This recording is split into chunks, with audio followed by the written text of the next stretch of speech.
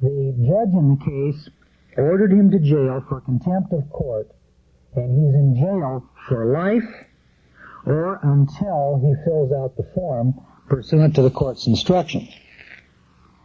Now, when we filed the writ of habeas corpus, we pointed out that he wasn't in contempt because he had already filled out the form.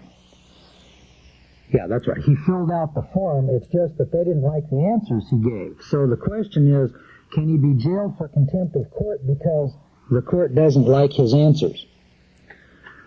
What they really put him in jail for was not filling out the form. Now, there's two separate issues, and I think that the young fellow is going to have a tremendous case, and a case that'll take him clear to Washington. But at this moment in time, he's been in jail for 7 days. What if he has to stay in jail for 30 days, or 60 days, or 6 months, or a year? Is he prepared to stay in jail for a year rather than fill out that form? And I guess some real questions come up in his case, like, well, can a judge sentence a man to jail for life imprisonment without due process of law, without a jury verdict, simply because he won't fill out a form? If the court is going to have that kind of contempt power, isn't that a violation of Fisher versus Pace? So we filed a writ of habeas corpus, but you know the writ filed with our state Supreme Court may take 2 weeks to be heard, in which case he may have to sit there for 2 weeks. In the meantime, his employer has terminated his employment, so now he's suffered another loss. If he comes out of jail with a writ of habeas corpus, he can file a Title 42 action for deprivation of his rights against the judge and against the prosecutor who put him there for false arrest and false imprisonment, because the judge and the prosecutor are outside the bounds of their jurisdiction. They have no statutory authority for doing what they're doing. But watch what's going to happen to him if he ever fills out the form. You see, if he ever capitulates and fills out the form, then the question is going to be, well, if you can fill out the form after 14 days in jail, you could have filled out the form before you went to jail, in which case it's obvious that you're guilty of contempt. But if he never fills out the form, ultimately the question is going to have to be raised in the judicial system and answer that question of common law contempt powers. And we contend that there are no common law contempt powers. The contempt can only appear in probate, civil, maritime, and admiralty jurisdiction under terms and conditions of contract.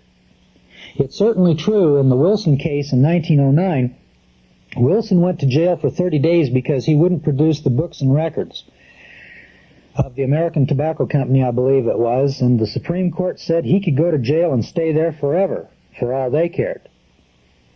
Well, even that would raise some questions about cruel and unusual punishment for the type of crime involved.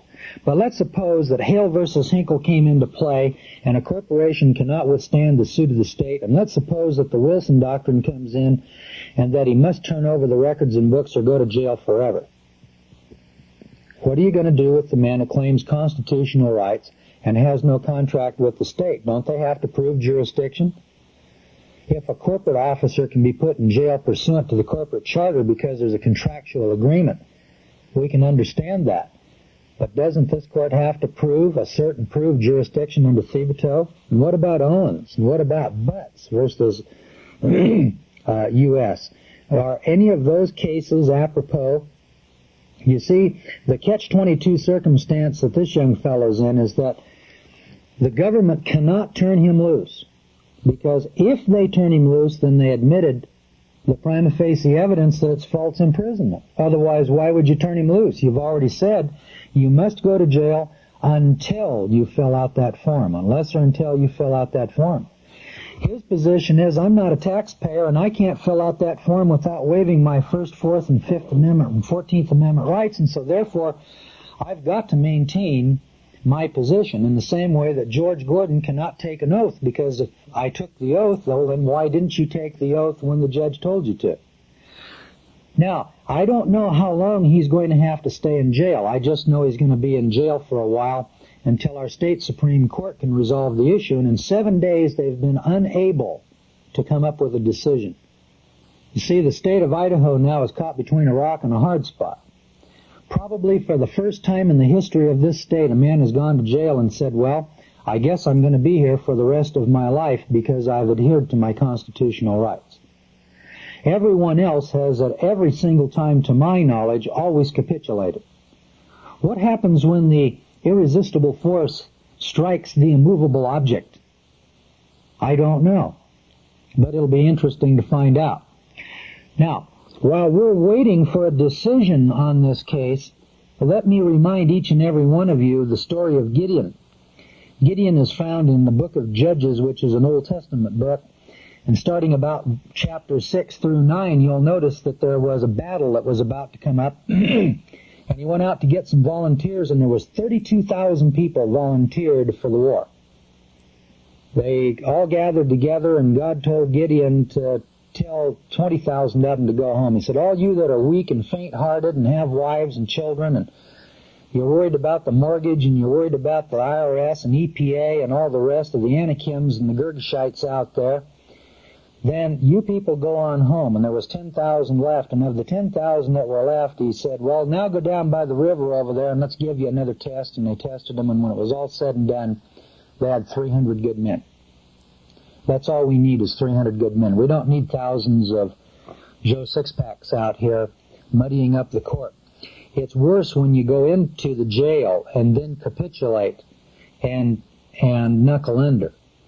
We're better off if we have the kind of people who will go to jail for the rest of their lives, because, you see, there's not enough jail cells, there's not enough beds in the state of Idaho to lock up everybody. And they're going to have to make some judicial determinations as to what they want to do with this young fellow. Because right after him is me, and right after me is another fellow, and right after that fellow is 2 or 3 more. And if none of us will fill out the forms, and none of us will capitulate, and we all come out on a writ of habeas corpus, the writ of habeas corpus, when he goes back to his employer and says, gee, why did you fire me? I have a court order that ordered me released. It's obvious from the court order then that I must have been imprisoned falsely. Otherwise I'd still be in prison, wouldn't I? Therefore I want my job back. So when this young fellow goes back to his employer and says, I want my job back, his cause of action is against his employer, the judge, and the prosecutor. Judges and prosecutors do not have absolute and total immunity outside of their jurisdiction. Only inside their jurisdiction do they have absolute immunity. And remember that. All other government employees have what's called qualified immunity. That is, when the Department of Agriculture agent or the IRS agent comes out and violates your rights, they only have qualified immunity when they're acting within the scope and course of their duties, which is spelled out by statute. And that brings us up to a real touchy subject. What happens when the IRS agent comes to your employer and claims a $500 fine or tells the employer to change the withholding on your W-4 form? What kind of an action do you have? Is it a Title 42 action, a violation of your rights, or is it a trespass? I think it's a trespass. I think it's a civil suit against your employer, because remember, the IRS isn't stealing your money, it's your employer. Now watch the mechanics of this so that you can get it down. Let's suppose that your employer calls you into the office and he says, hey, your W-4 form over here is incorrect. You're claiming 9 deductions, or you're claiming exempt, or 9 allowances, or whatever it is, and we don't believe this is true.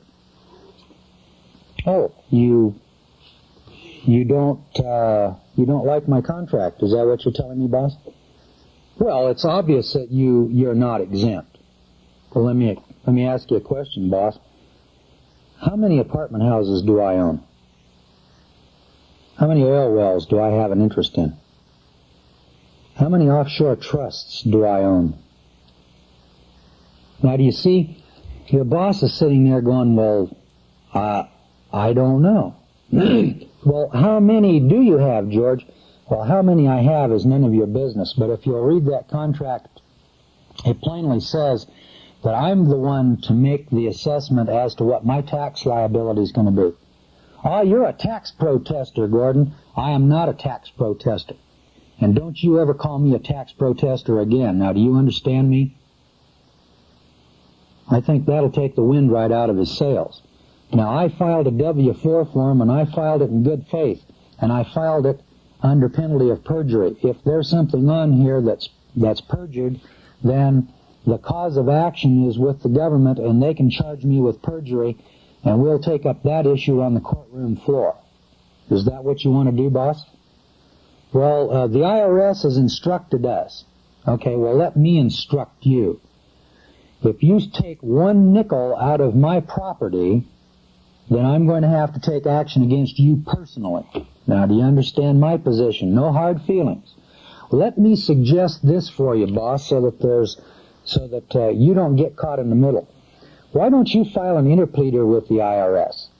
If you'd file an interpleader, that makes you a third-party stakeholder who has no interest in the outcome of the litigation. Because if you take 5 cents out of my check, I'm going to file suit against you and get a restraining order if possible, and I'm going to take my action against you. I don't have a cause of action against the IRS any more than I would have a cause of action against someone who came in here from New York wearing a black Cadillac, driving a black Cadillac, wearing a pinstripe suit, who's making a claim upon my property for $500. Would you give it to a mafia leader if he walked in here? Now, you may be taking my money and spending it on the horses, for all I know.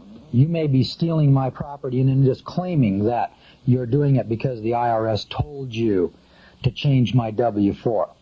The W-4 is a contract of and by itself, so you just tell me how you want to handle it. Now, you may be in a big corporation. You may be talking to a clerk, so you should be talking to the clerk with 2 witnesses. What's your name, sweetheart? And get her name down. My name is Joanne Sixpack. All right, Joanne, are you going to honor my W-4 or not? No, and go upstairs and talk to the accounting department. Then you go to the accounting department. After you have told Joanne that she's violating your civil and constitutional rights, you read her rights and tell her stop doing that. Then you go up and you talk to each and every person in that company that has anything to do with your payroll check. Those are the witnesses that you want. Then you don't have a cause of action until it's stolen from you. The first time you have some money stolen from you, there's your loss and there's your cause of action. Now, whether it's a civil rights action under Title 42, a trespass, a tort, a trover, a conversion, it could be an unlawful conversion, depending upon your circumstance. Why don't you sit there and talk about it and see what your position is? Do you have bank accounts? Do you have credit cards? Are you being paid in cash? Are you being paid by check? Did you ever tell them that you don't want checks, that you want cash? Have you ever made the demand? Because I'll tell you where a lot of you people are is you went in and you agreed to work for $1,000 a month. And at the end of the month, the boss comes out and gives you a piece of paper. And here's this piece of paper, and you accept it and go negotiate it. Well, he didn't pay you in dollars, did he? And did you object timely? You see, if you don't object, failure to object is fatal. So you're voluntarily taking his inland bills of exchange, aren't you? And then don't you sign those checks and deposit them or do something with them? Do you cash those checks at law without recourse? Do you take them to his bank and cash them and negotiate them right there? You see, there's a lot of things that can come into play here on this W-4 form, and when we get into the tax special, we'll cover each and every one of those items, item by item, and how we would suggest that you handle those. But you're going to have to take an offensive action against your employer, because if you fail to take the offensive action, he just backed his car into your car and drove off and said, what are you going to do about it? And there's a doctrine called laches, L-A-C-H-E-S. Note that down and take a look at it in Black's or Bovier's Law Dictionary. Failure to make a claim on a property right timely waives the right. So if you're not going to make a denial of this $500 and I'm not a taxpayer and etc., I think you're going to have some problems over the defense. That laches is an affirmative defense for your employer and for the government. Getting out of the tax system, if you're already employed, let's say you're working for General Motors and you want to leave the tax system and you've been filing tax returns for 20 years. That's a little bigger problem that we're going to cover on the special. But when you go to work for somebody for the first time, you should fill out your form exempt if you are in fact tax exempt. Now, a lot of you people are not tax exempt, and you ought to learn how to become tax exempt before you do that. Otherwise, it's tax evasion. And I certainly don't want to advise anybody to evade taxes or to break the law. My common sense tells me that's not good, and so does yours. But it's when your status is correct and you're no longer a taxpayer that you have a cause of action. And that's why you want to be on the right side of the issue when you file any kind of a civil action, either against your employer, and he's probably going to get angry and fire you if you sue him, you know. And so you want to make pretty well sure that you can afford to be fired, that you can afford to be tied up for a while. If you can't, then you're just going to have to make bricks for the Egyptians. Because I didn't say this was going to be an easy trip or an easy task, that all you do is just walk in, assert your rights, the boss lays down, "Oh my gosh, Joe, I'm terribly sorry. Here, let me give you the $500 that we took, and here, let me give you a $75 bonus, and I'm real sorry, and I'll never do that again, Joe. And on top of that, we'll stop taking Social Security out. Is there anything else we can do for you, Joe?" I mean, I think that's what a lot of people have in their minds, you know, when they get into the courtroom or the tax strike movement. I'm not trying to look for a little better word than the tax strike movement. Let's call it the tax avoidance movement instead. And they think that the world is going to roll over because of Bruchaber, Eisner, and Connor, and they just aren't going to do that. They don't have to. There isn't one person in 1,000 that ever takes them to task. And so it's up to you in your county. Now, I noticed here in Ada County, after I filed this particular lawsuit, we're starting to get a little more positive feedback, and we're being taken a little more seriously than we've ever been taken before. I notice now when I walk into the courts, it's Mr. Gordon this and Mr. Gordon that, and everybody treats me, you know, like I'm some kind of royalty, which I really didn't expect. I just wanted my rights. When we file 5 or 6 more of these Title 42 actions and or other tort, trespass, trover, replevin, and other common law actions in our local courts in the state level, that isn't just George Gordon speaking, that's Joe Q. Citizen speaking and Jane Q. Citizen speaking. And they're after their redress of grievance. And when this happens 10, 15, 20 times, I don't know how many, but let me lay it out to you like this. I contend that in Ada County, Idaho, somewhere between 1 and 100 $700,000 lawsuits brought by 50 citizens that the government is going to want to go over to Elmer's and sit down over coffee and talk to us about our grievance. Because the defense of 100 Title 42 suits would be $25 million at $25,000 a case. And I don't think they want to spend that kind of money. Am I right? 100 cases at $25,000 each. You had 25,000 and added 2 more zeros. 1, 2, 3. Well, it's $2,500,000. They're going to spend $2,500,000 on lawsuits, just the defense of them. I'm telling you, friend, that somewhere before we get to 100 lawsuits, some insurance company underwriters are going to sit down and say, we can deal with a Miller in the north part of the state or a Gordon or 1 or 2 other people. But when you're talking about 50 other citizens out here filing lawsuits, and if those lawsuits are filed correctly, and I mean the form has got to be correct, at least we know that with this we've got the right form. I'm not quite like the lady over in Oregon who doesn't even have the form down and is going to be shot out of the saddle before she ever gets off the ground. Once we get the form down, and after we've done a few of these and we've got the documentation and 1 or 2 victories, can you imagine the repercussions from 1 or 2 citizens who get a victory? And surely out of 50 citizens over there, there's going to be some sweet young 23-year-old girl who's been taken out to the jail and beaten up and her fingerprints taken away from her, and a sympathetic jury that's going to sit there and say, yeah, I think we should give her about $2.5 million. You know, when one of those cases comes down, there's going to be nothing but stark terror running around this county among our public officials. And that's exactly what we're looking for, because you see, public officials are just that. They are public servants and officials that serve us, the sovereign citizens. They're not our masters, and they're not the sovereigns who dictate to us and tell us how we're going to live our lives and how we're going to license our cars and how we're going to conduct our business.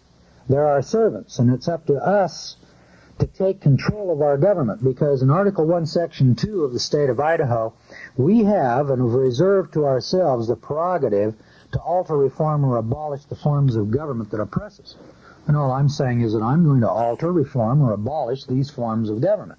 Now, I'm going to replace the forms of government in Ada County with the substance of the common law, because that's my inalienable right. Let's take a look now at Owens versus City of Independence so that we can take a look at some more of the theory of the law as we talk about the form that we're going to use. Now, turn over here. I don't know where you are particularly, but in this particular lesson, we're going to send you Owens versus City of Independence, Missouri. That's 445 U.S. 622. That's a case decided in 1980. If you have the three-ring binder, we're going to start out here by giving you, first of all, a little background of what happened.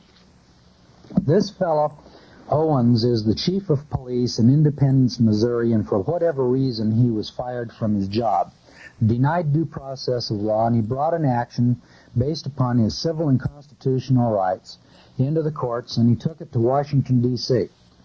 The City of Independence, Missouri, claimed that they had sovereign immunity. You're going to listen to this term, immunity and sovereign immunity, and your adversaries are going to say, well, you can't sue the state. You're going to have to do that under Title VI, under the Tort Claims Act. And in this particular case here, they said to me, well, you didn't follow the procedures of the Tort Claims Act. Yeah, that's right, I didn't. This is not a tort claims action. This is a civil rights action under the Civil Rights Act of 1871, friend. This is not a state action. This is a federal action. Now, you can bring a Title 42 suit in the state courts, but if you do, you're going to come under the state's rules.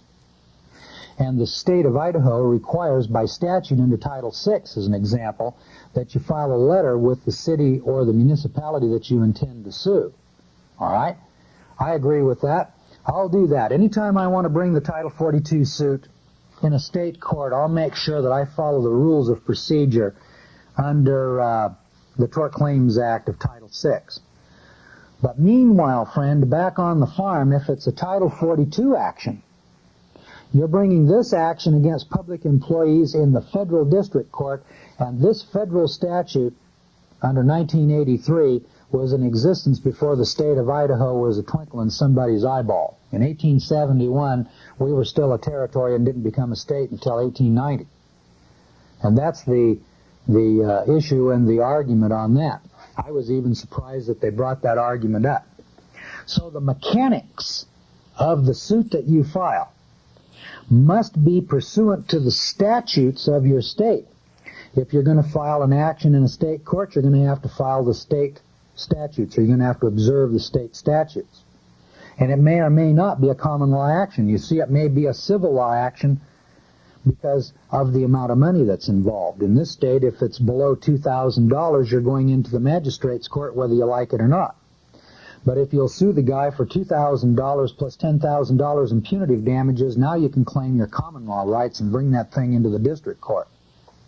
So the punitive damages that go along with it can have something to add to it. Well, at any rate, let's take a look here at the Owens case. Starting out here on page 622, I want to give you a little background in this, because this case you must know forwards and backwards, because this is the heart and core of a civil rights action. It's the latest case out. It cites dozens of cases that go clear back into the 1830s with Chief Justice Marshall. Starting off on page 622, after the city council of the respondent city moved that reports of an investigation of the city police department be released to the news media and turned over to the prosecutor for presentation to the grand jury, and that the city manager take appropriate action against the persons involved in the wrongful activities, they brought out in the investigative reports the city manager discharged the petitioner from his position as the chief of police. So here's your cause of action. The chief of police has been discharged. No reason was given for the dismissal, and the petitioner received only a written notice stating that the dismissal was made pursuant to a specified provision of the city charter. Subsequently, the petitioner brought suit in the federal district court under 42 U.S.C. 1983 against the city, the respondent city manager, and the respondent members of the City Council in their official capacities, alleging that he was discharged without notice of reasons and without a hearing in violation of his constitutional rights to procedural and substantive due process and seeking declaratory and injunctive relief. The district court, after a bench trial, entered judgment for the respondents, so they entered judgment for the City Council. The Court of Appeals ultimately affirmed, holding that although the city had violated the petitioner's rights under the 14th Amendment, nevertheless all of the respondents, including the city, were entitled to qualified immunity from liability based upon good faith of the city officials involved, and this case says poppycock. It used to be that they had qualified immunity in a case like this, but not anymore. In fact, as we go through, let me turn over here to the back. Let me see if I've got some underlined sections over here. We should have, but I see we don't. Let's just pick up over here on page 650.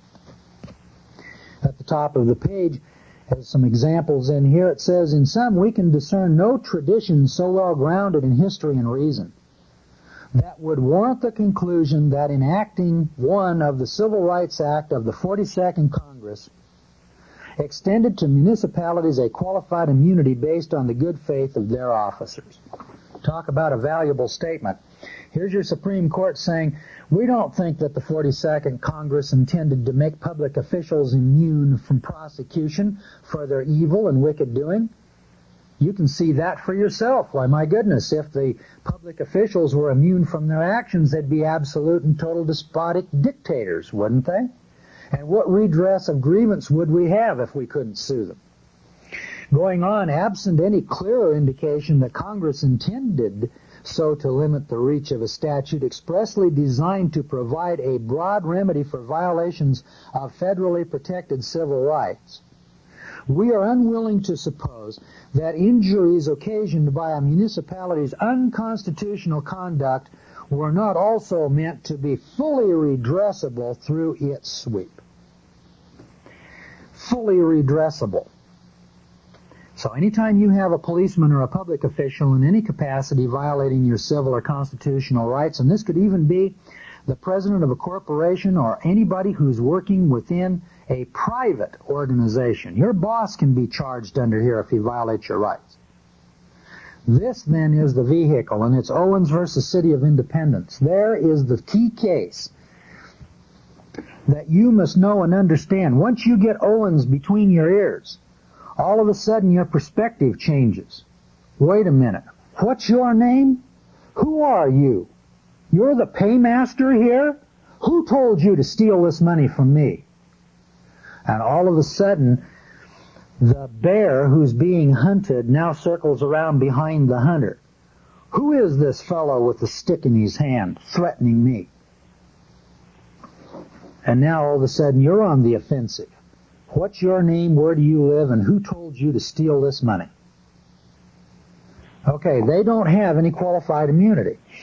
Going on in Section B here, just to read along and give you a few nifty quotations, our rejection of a construction of 1983 that would accord municipalities a qualified immunity for their good faith constitutional violations. Get that? Good faith constitutional violations is compelled both by the legislative purpose in enacting the statute and by the considerations of public policy.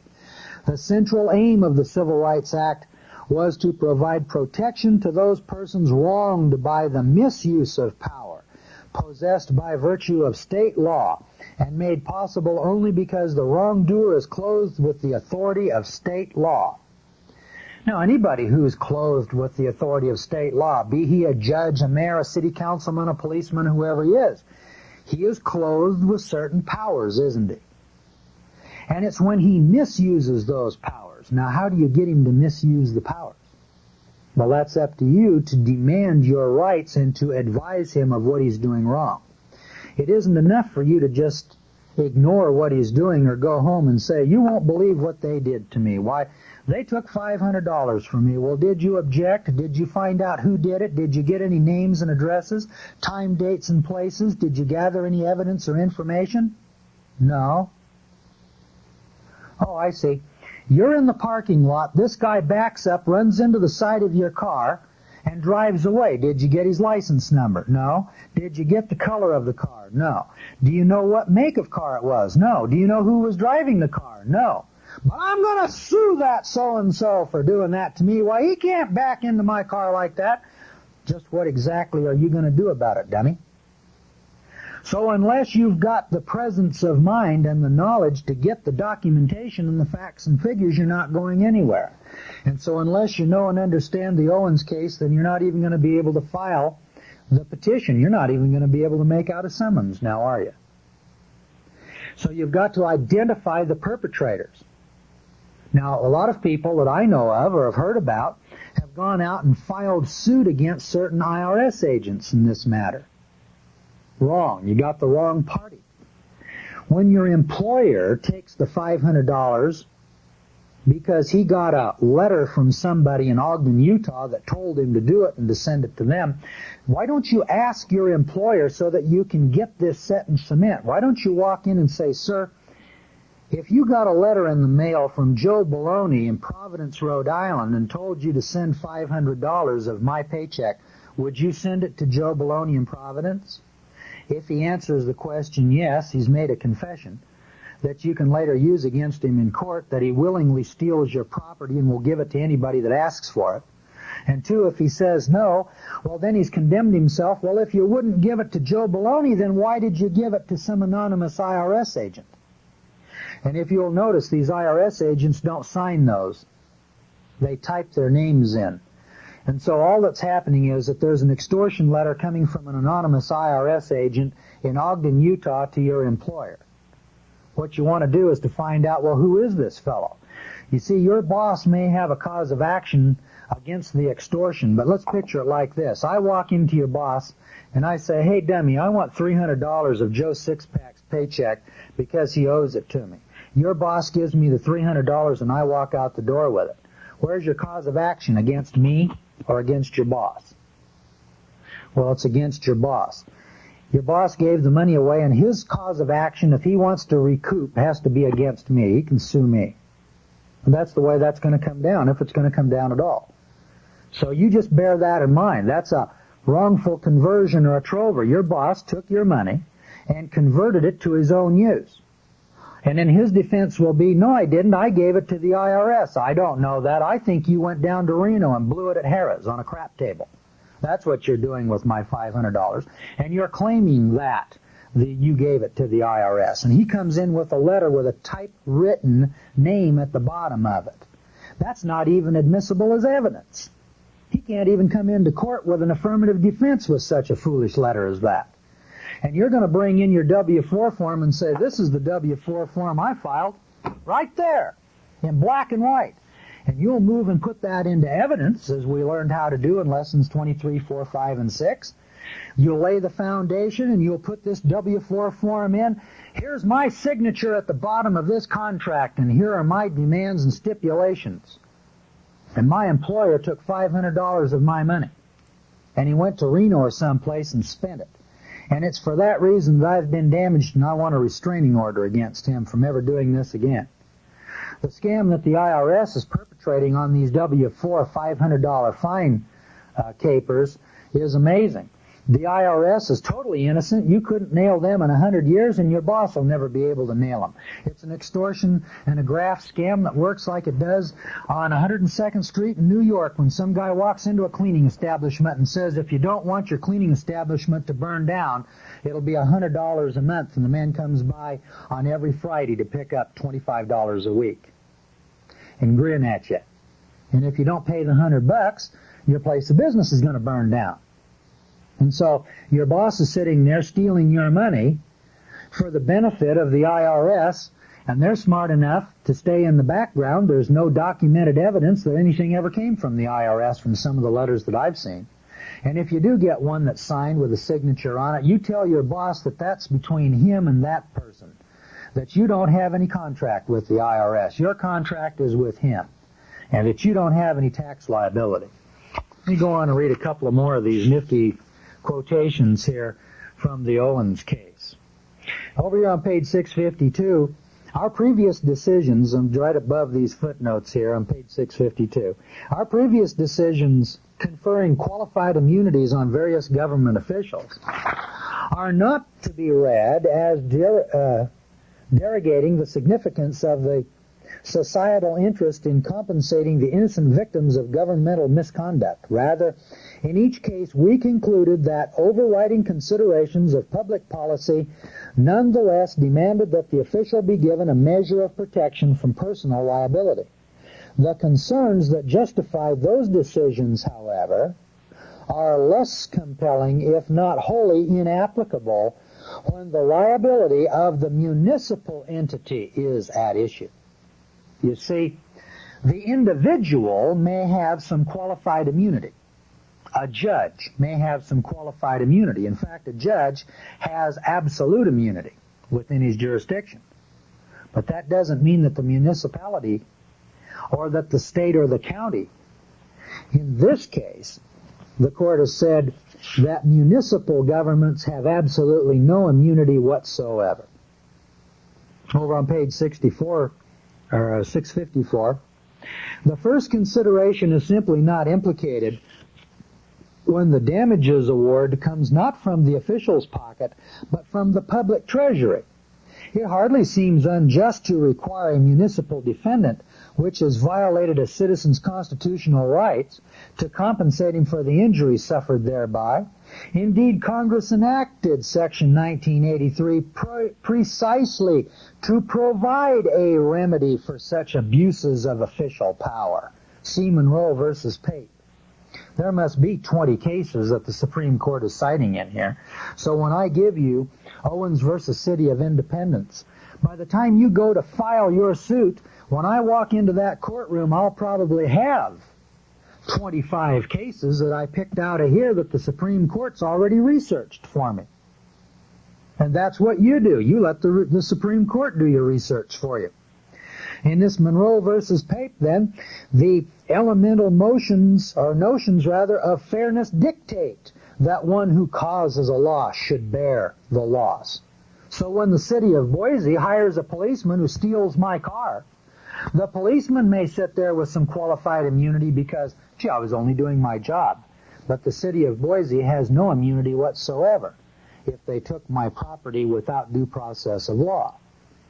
You know, if I'm put in jail by a judge, he may be able to claim absolute immunity. But his employer, the state of Idaho, can't claim absolute immunity. His employer, the city or the county, cannot claim absolute immunity.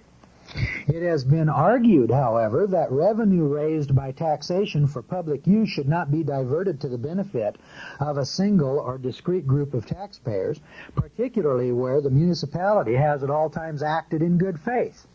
Now listen to this good faith baloney.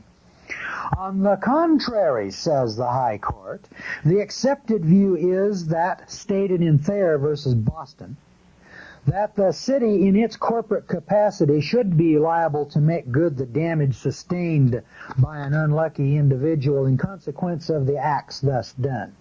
After all, it is the public at large which enjoys the benefits of the government's activity, and it is the public at large which is ultimately responsible for its administration.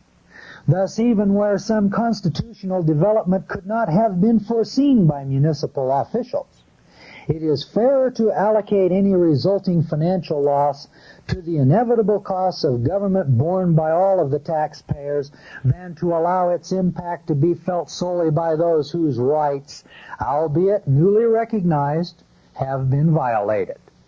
So when a citizen's rights are violated, then all of the taxpayers are going to have to chip in and compensate for that damage. Going on down, it says here, the second rationale. On page 622, let's take a look at the second rationale of this decision. The second rationale mentioned in Schuer also loses its force when it is the municipality, in contrast to the official whose liability is at issue. At the heart of this justification for a qualified immunity for the individual official is the concern that the threat of personal monetary liability will introduce an unwarranted and unconscionable consideration into the decision-making process, thus paralyzing the government official's decisiveness and distorting his judgment on matters of public policy. The inhibiting. In other words, here's your government saying, well, we can't sue, public officials. Why gosh, if we were to allow them to be sued, they would be afraid to make decisions. And every time they made a decision, they'd be sitting there, oh, I can't make this decision because somebody might sue me.